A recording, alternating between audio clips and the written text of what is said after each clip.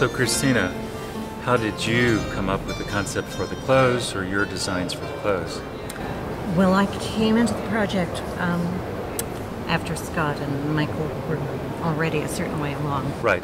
in the concept. And Scott sort of presented it as a choice he had already made, that the set, which I only saw after some weeks of your work, was going to be very abstract, and that he was very keen on the close-looking, excruciationally period, which makes me very happy. Yes. I mean, I generally love the look of naturalistic, realistic clothing against a really abstract background. I love that look.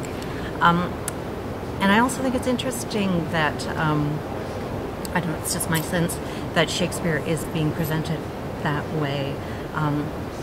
I've done a fair bit of Shakespeare. I've been lucky enough to be involved in a fair bit of Shakespeare over the years, and kind of glad to see the transpositions of Shakespeare into odd periods kind of disappear. I think there's a return to doing Shakespeare either in period, which I think is great, or modern, which I think is also great.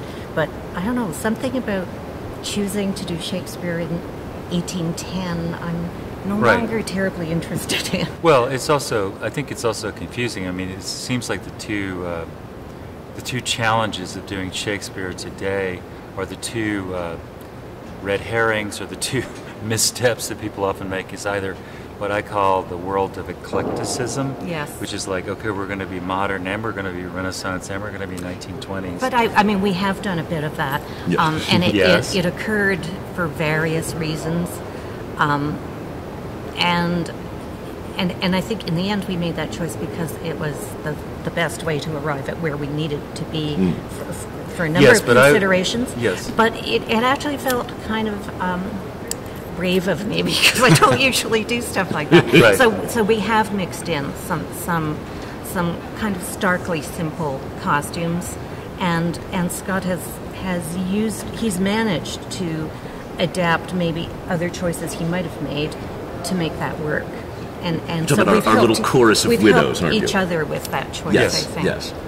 Yes. I love the fact that, you know, from the 19th century on, when you know, at least Western European history kind of got invented, and that sense that we were in a linear movement from one world to the next, you know, we tended to, you know, you think of Romeo and Juliet, you think of Renaissance Italy, you think of Julius Caesar, and you think of ancient Rome, and we have a sense of what those worlds were like. And what I love about the work that Christina has done with the clothes in this is that we very much put them in Shakespeare's world. It really feels like that creation of the modern world between the sort of Merry England Catholic past and a kind of modern beginning of the Protestant movement and moving into the modern age. So often in Shakespeare productions, actors are forced to put certain things in quotation marks, like if they talk about a doublet and they happen to be wearing a smart suit jacket, it feels a little quoted. Or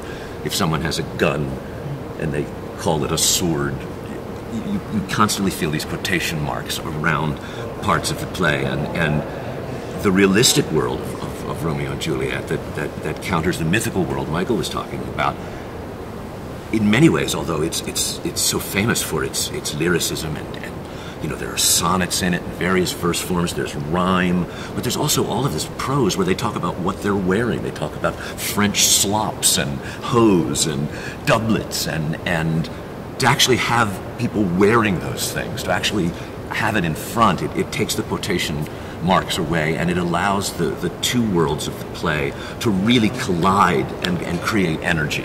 And that's what I appreciate about it. You know, Charlie was playing Romeo, was buttoning his doublet as he came onto the stage last night. I'm like, oh great, look, see, they work. They're buttons. Right. That's how they got dressed. You know, and you see how things get tied on, and you know, it adds a kind of realism to the world. They don't look like costumes. They look like clothes.